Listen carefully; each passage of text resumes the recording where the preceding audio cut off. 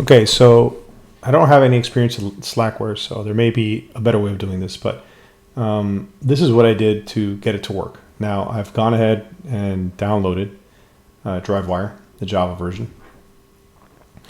And there is no Java available with Slackware 14 or whatever it was I downloaded and installed.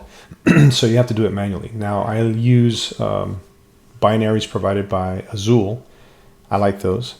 But for whatever reason, I can't download them through Slackware. So this is the page that I normally go to download them, right? And when you go here, you can filter, the Java version you want, operating system, but these drop-down menus don't populate in this version of Firefox or whatever. But that's okay, because I have the link to download it. So we're just going to do this manually. But if you want to go get it, okay. So I'll just do it here in my downloads folder. I'll use wget.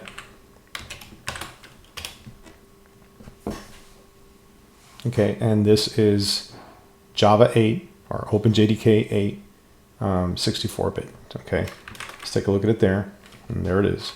And so we're going to untar it, XZF or whatever.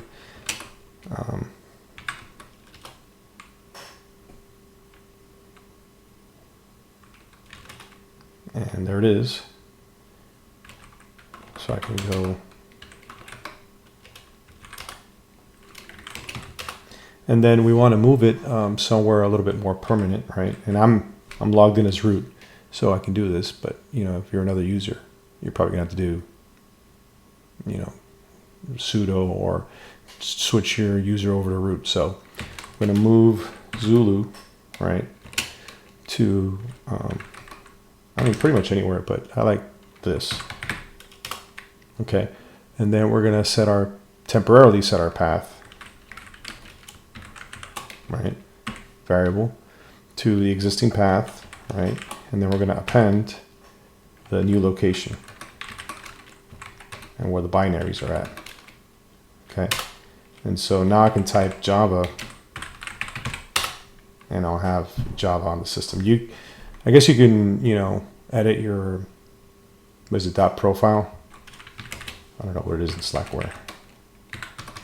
Well, whatever it is. Oh.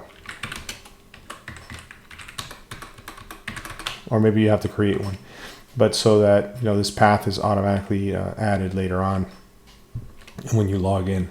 But anyhow, so now I want to go to DriveWire, right? And I forget where everything is. I guess it's DriveWire UI. And let's take a look here. And the one we want to do, according to what I read, is dw4ui.jar. So Java jar. WI, and stuff happens. It starts. Now I don't know. Yeah, it starts up. So it detects RxTX. That much is happening. I guess now you would need permissions to use a serial port. I don't know.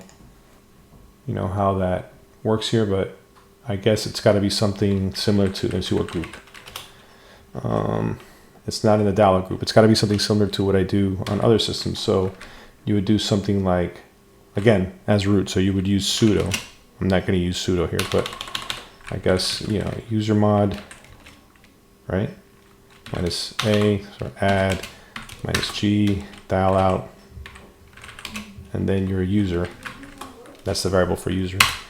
And then you log out and log in, and then you're part of the dialog group, and you can use a serial port. And I think that should work. Yeah, hopefully this is